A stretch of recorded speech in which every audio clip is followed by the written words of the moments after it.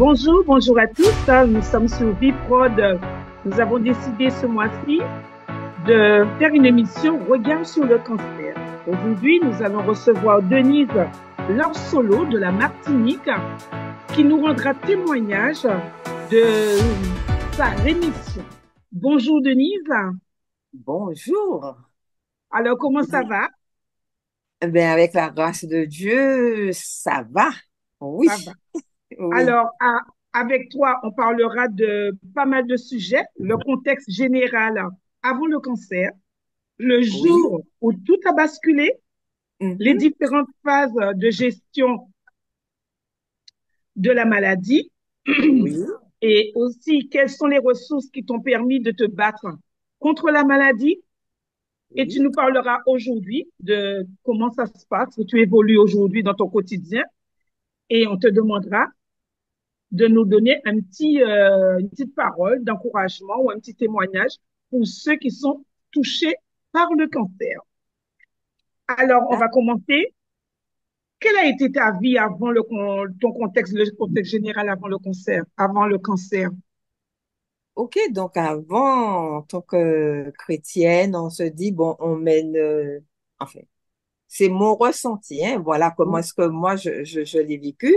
C'est-à-dire, quand on est enfant de Dieu, c'est vrai qu'on va au temple, on prie, voilà.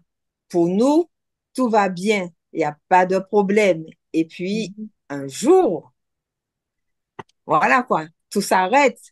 Donc, et on se rend compte que la vie, quand on est enfant de Dieu, on ne peut pas dire que la vie, comme on dit, est un long fleuve tranquille.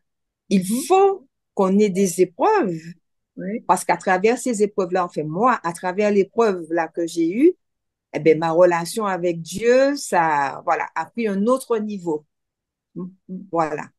Donc Alors, avant, c'était la petite vie tranquille, sans problème, et puis voilà.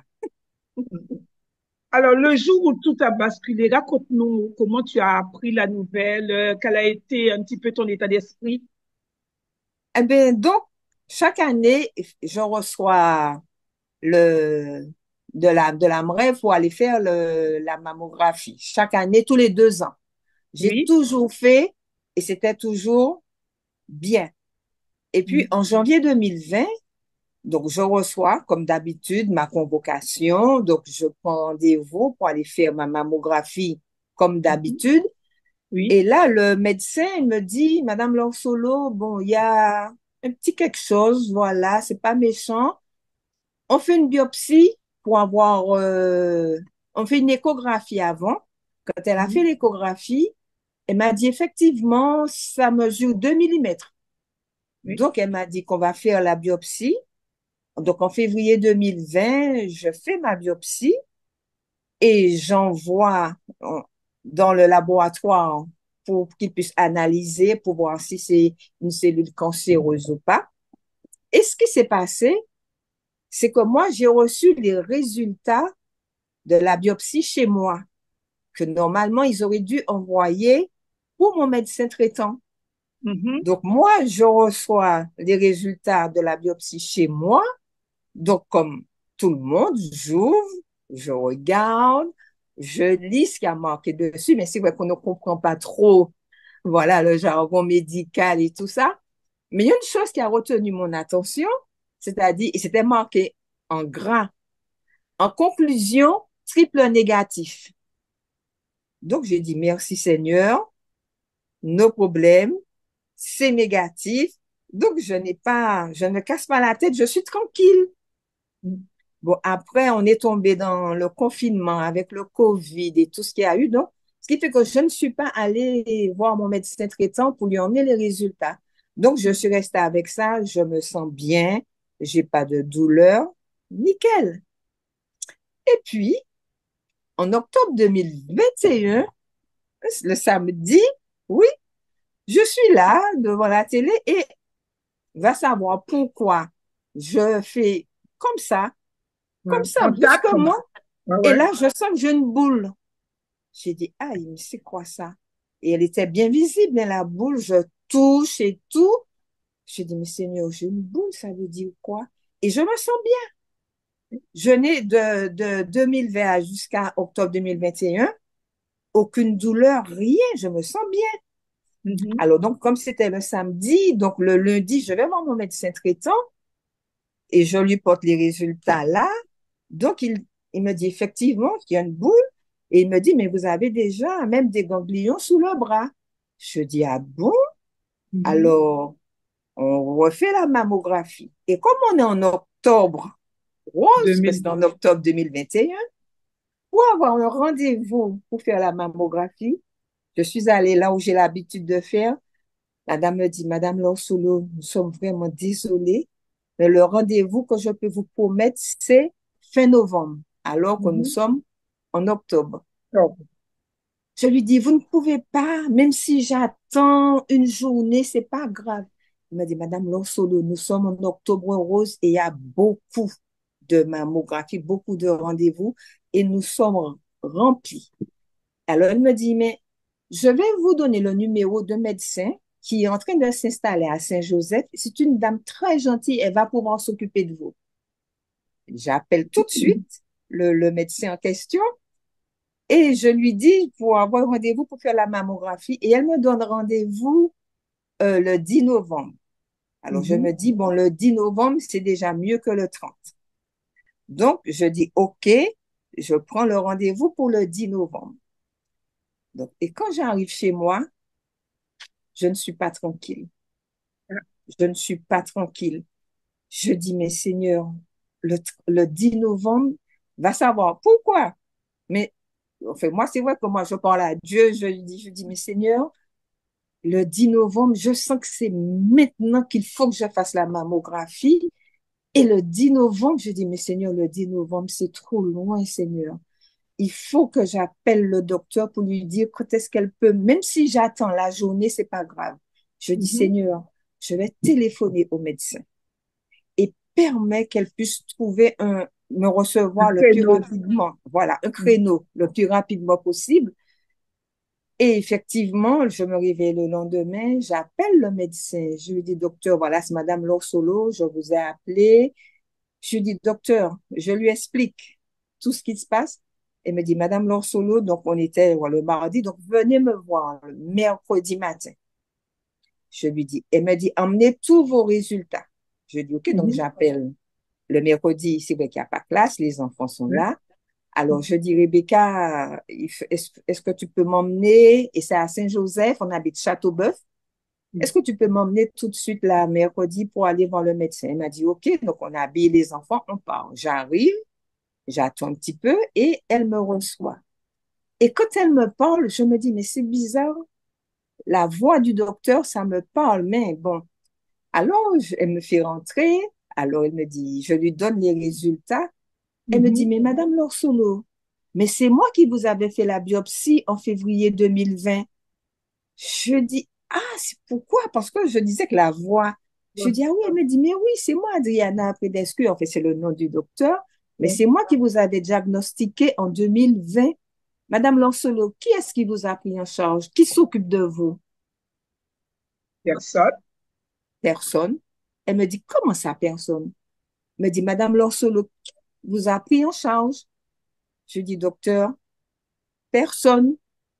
Elle me dit, mais je ne comprends pas, Madame Lorsolo, vous êtes positive depuis 2020.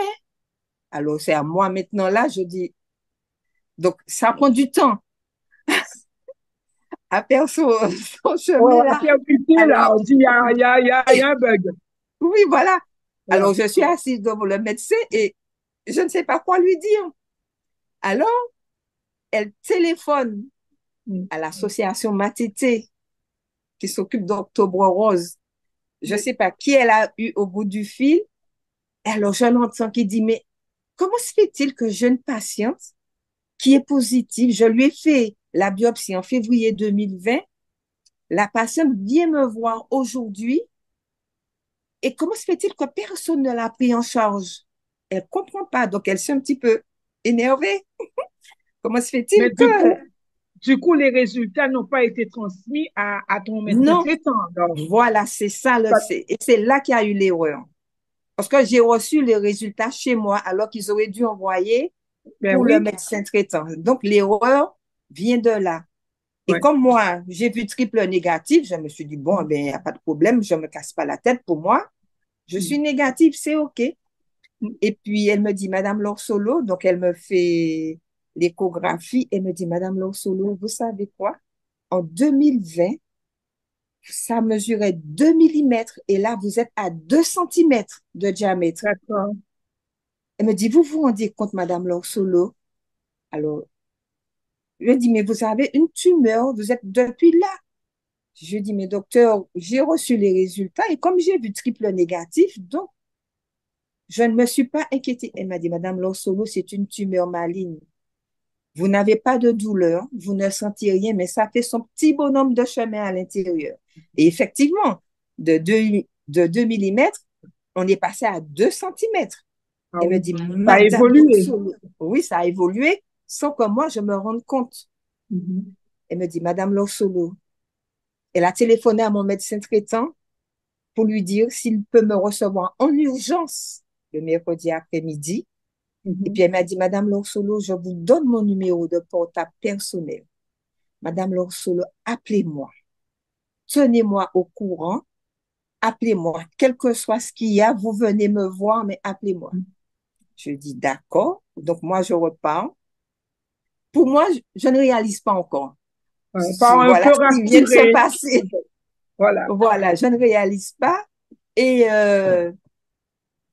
quand on part, alors je dis à Rebecca, je crois que c'est grave. Quand on rentre Rebecca, dans la voiture. Rebecca, c'est ta fille.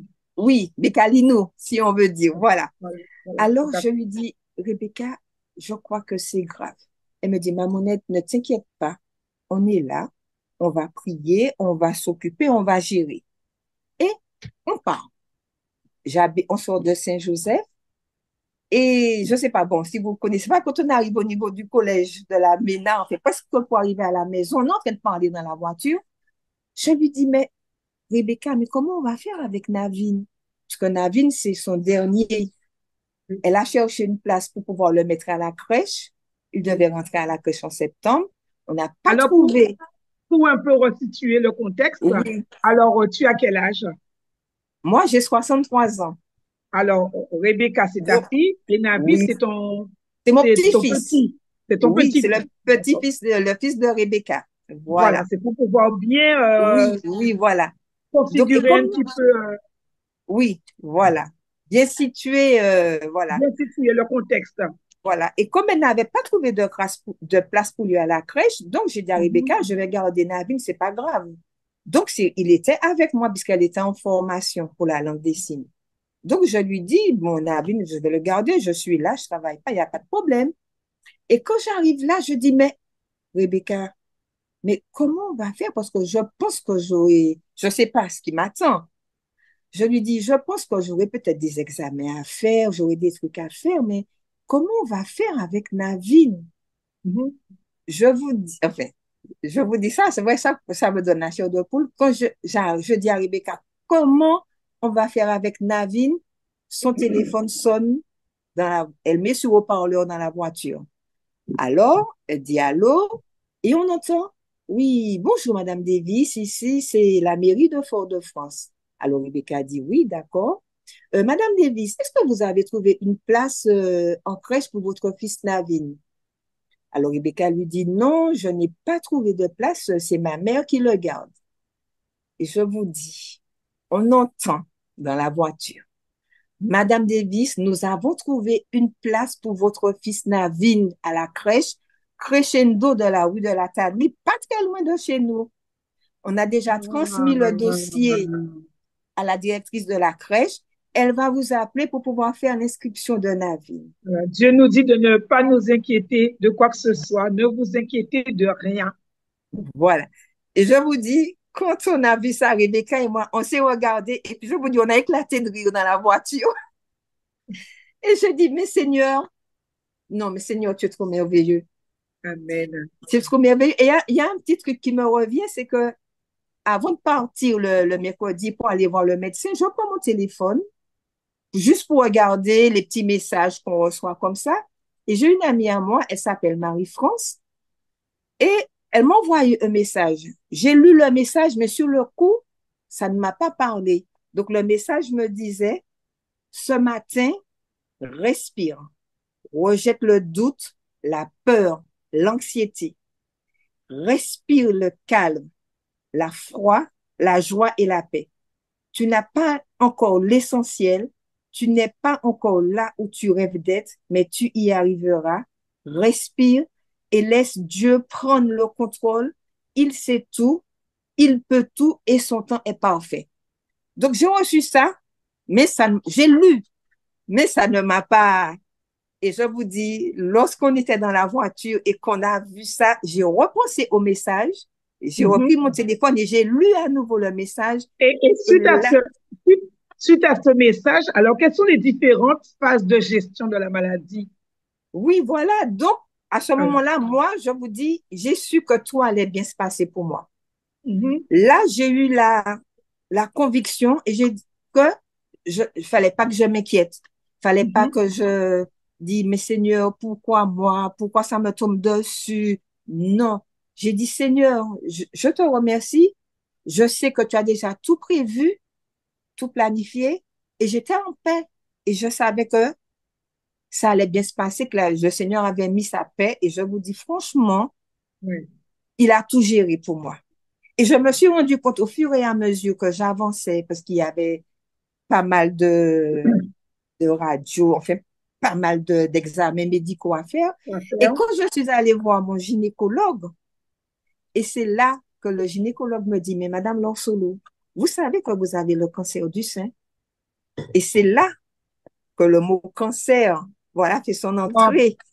Parce que pour moi, Mm. c'était une tumeur. Donc, Seigneur, je ne réalisais pas. Et c'est là que le mot cancer fait son entrée, que je prends vraiment conscience. confiance. Je dis, est-ce que j'ai le cancer du sein, quoi?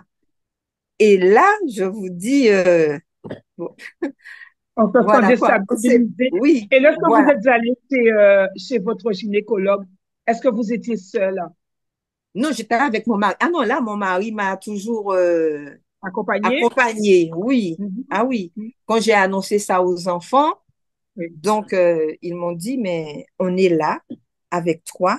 On prie. Le Seigneur est au contrôle. Et Oui. c'est vrai que j'ai aussi un groupe de prière. Mhm. Et quand tous les lundis soirs, on se réunit entre nous, on prie les uns pour les autres. Et Mhm. quand je leur ai dit, voilà, eh bien, le frère Didier Sigli, il a prié. Et quand j'ai entendu sa prière, et c'est là que je me suis rendu compte qu'il faut que ma relation avec Dieu prenne un autre niveau. Il a prié, il m'a dit, mais solo, ton cancer là n'existe plus. Et là, le verset qui dit qu'on doit prier, qu'il faut avoir, qu'on marche par la foi et non par Ouais, la j'en vue. parle. Voilà. Là, ce verset-là a pris tout son sens. Et j'ai dit, effectivement, je ne m'arrête pas à ce que mes yeux voient, mais Seigneur, je marche par la foi que tu nous demandes d'avoir. Alors, la prière, la famille, ce sont les Oui, ressources qui t'ont permis de te battre contre la maladie, en quelque sorte. ah oui, la famille était Mhm. présente, entourée par la famille, les petits-enfants aussi, bien sûr. Mhm. Mhm. Voilà, Mhm. entourée par les amis, les membres de la famille. Donc, je vous dis franchement que j'étais entourée. Mhm. Donc, à Et aucun moment, je ne me suis inquiétée. il y a eu Oui, l'environnement, le médecin l'oncologue qui t'a, oui. voilà, Ah oui, c'est vrai, parce que le personnel médical, tout ah ça, non, ça. oui, quand je suis allée à Clarac pour rencontrer le médecin qui allait me prendre en charge, qui Mhm. m'expliquait un petit peu les différentes phases qui va se passer, la perte des cheveux, tout ça. Mhm.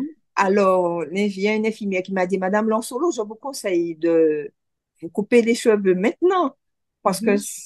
il y a des personnes pour qui c'est choquant de voir des cheveux. Bon, moi, j'ai pas voulu. J'ai pas voulu. Une transformation, hein? J'ai pas voulu. Je dis, bon, mais non, j'attends de voir, franchement, si effectivement les cheveux tombent, parce qu'on entend parler du cancer du sein, de la chimie, tout ça, mais c'est quand on est dedans, qu'on le vit, qu'on prend conscience des choses.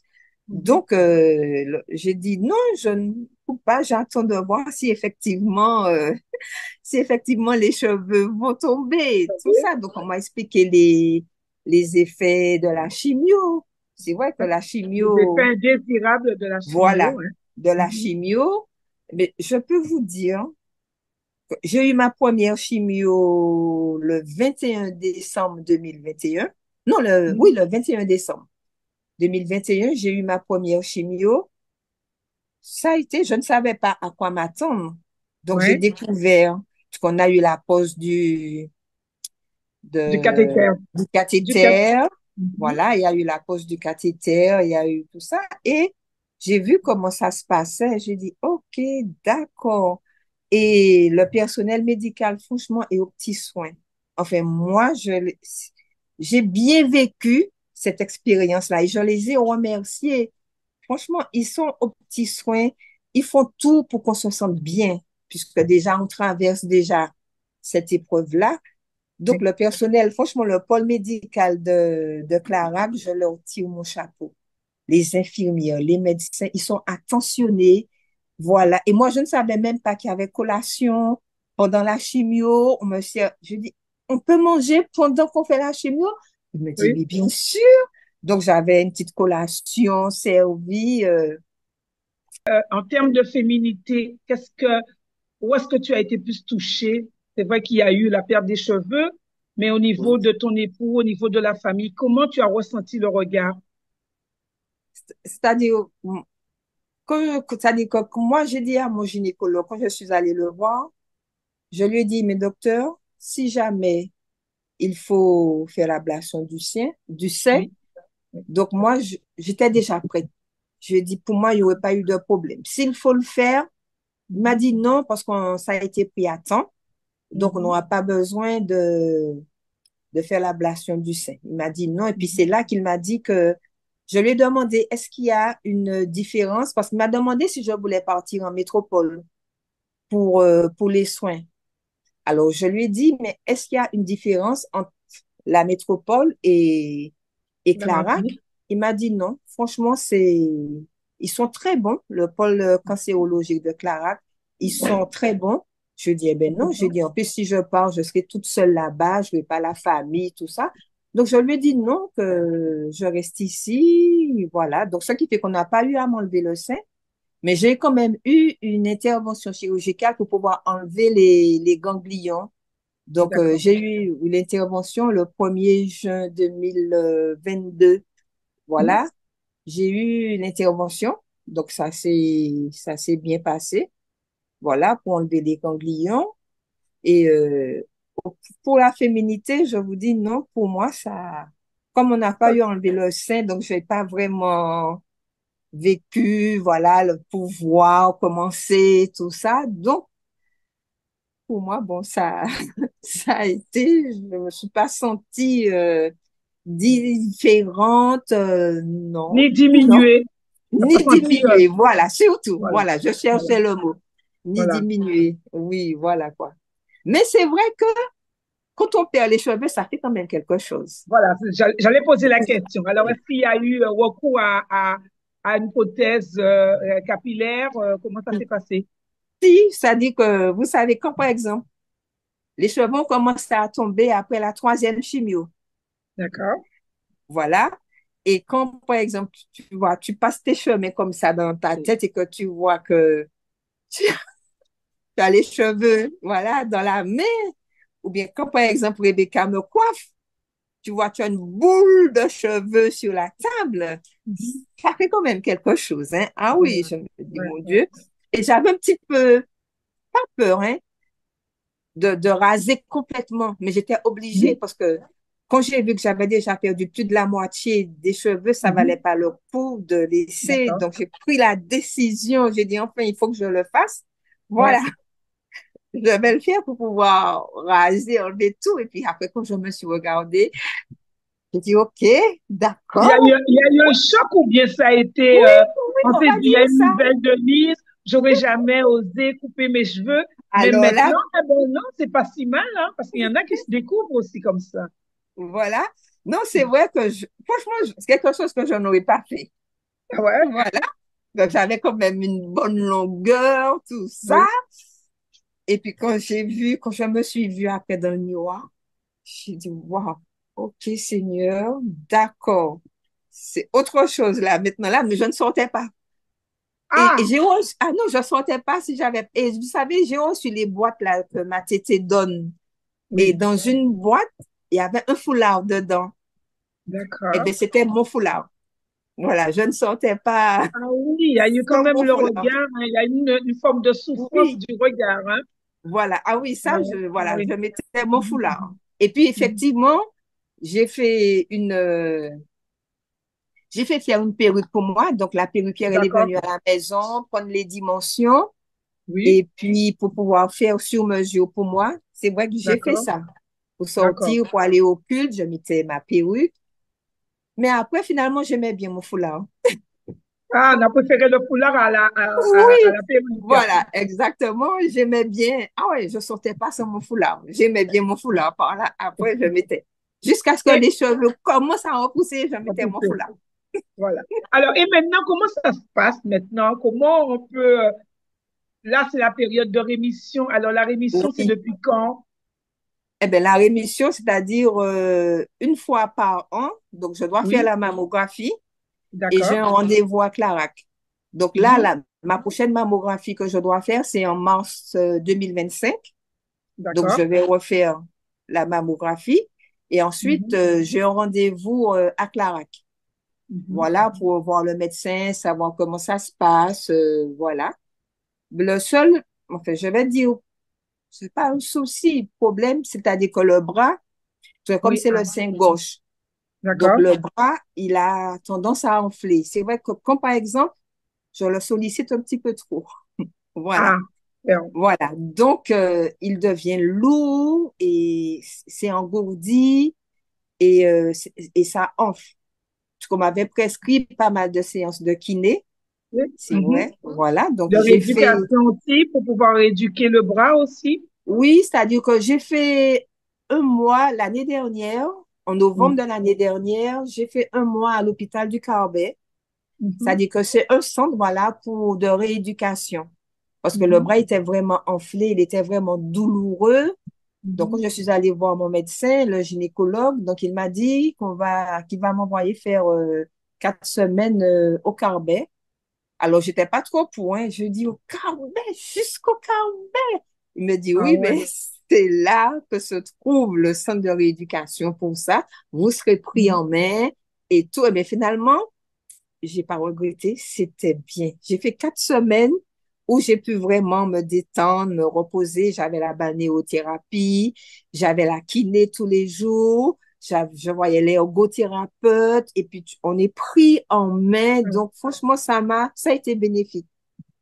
Et c'est Alors, là que j'ai maintenant, appris à faire, euh, il y a un bandage spécial, voilà, mhm, qu'il faut pour le bras. Et c'est là oui, que on m'a appris à le faire, le bandage, et je dois le mettre normalement tous les jours. d'accord. Voilà, dormir avec, voilà, ça aide, ça fait une sorte de compression sur le bras. Alors, Voilà. après cette expérience, je souhaite que vous me donniez une parole d'encouragement pour ceux qui sont touchés par le cancer. C'est-à-dire, ce que j'aimerais, par rapport à ce que moi j'ai vécu, Oui. je Mhm, leur dis parce que je ne sais pas s'il y en a, si vous croyez en Dieu, mettez votre confiance en Dieu. Moi, c'est ce mhm, que j'ai fait.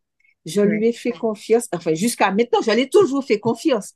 Mhm, Mais à travers cette épreuve-là, ma relation a pris un autre. Je prie différemment.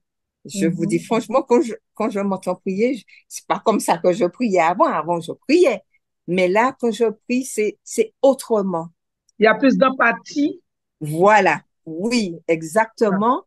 Et, et le verset qui a été toujours avec moi, c'est je ne marche pas par la vue, mais je marche par la foi. la Et j'ai foi. dit, Seigneur, la foi que tu nous demandes d'avoir, c'est cette foi-là que moi je veux avoir pour quel que soit ce qui se passe. Mais je ne m'arrête pas. Je sais que tu as déjà agi pour moi, que tu m'as déjà tout. Je vous dis, enfin, ça me vient quand j'ai fait la troisième chimio, Oui, le médecin, il cherche la boule que j'avais au bout de la troisième chimio.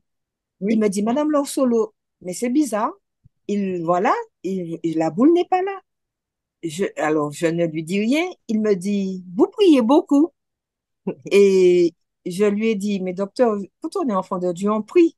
Et je vous dis qu'il a dû aller chercher mon dossier pour voir la distance qu'il y avait entre le mamelon et la boule Oui, pour trouver, mais il n'a pas. Je dis, mais vous savez, docteur, que la boule, elle n'est plus là, hein. La boule amen. que j'avais, elle a déjà disparu. Oui, Voilà. Donc, ce qui fait que j'ai eu cette confiance. Et oui. c'est là que je dis que ma relation, franchement, a pris un autre level, Ah, si on peut dire, oui. En tout, en tout si on cas, peut dire. je tiens vraiment à te remercier. Et ce que je peux dire, c'est de garder ce sourire, Oui, ce sourire communicatif et continue à marcher, non par la vue, mais par la voilà, foi. par la foi. Ça, c'est Voilà, très important.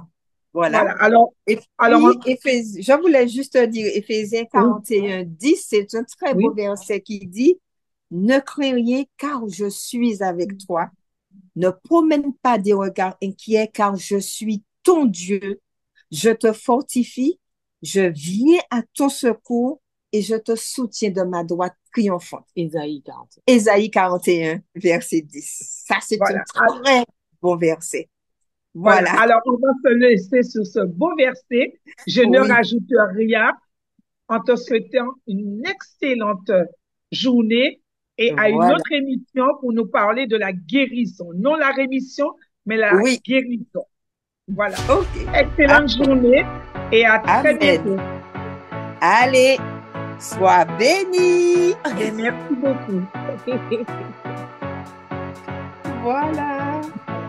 Au revoir. Au revoir.